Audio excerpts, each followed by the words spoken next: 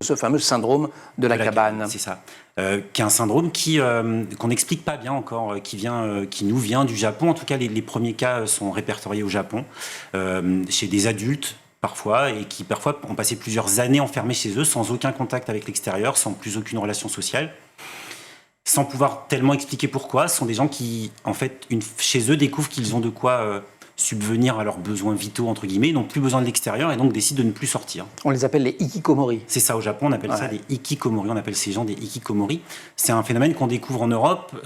En France, on a maintenant des hôpitaux qui se spécialisent, qui montent des services autour de ce syndrome et qui commencent à prendre en charge des jeunes.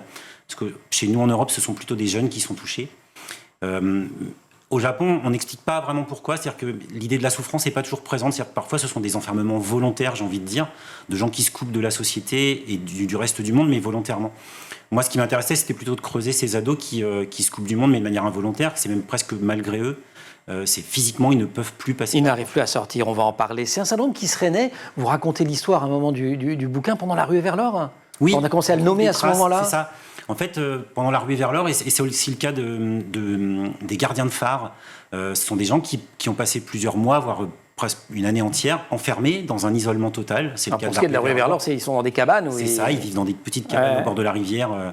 Et quand il s'agit pour eux de revenir à la vie normale, entre guillemets, la vie familiale, la vie amicale, relationnelle, c'est trop difficile, quoi. Ils se sont tellement coupés du monde, ils ont tellement vécu en vase clos sur eux-mêmes pendant presque une année, que le retour à la vie normale est trop difficile.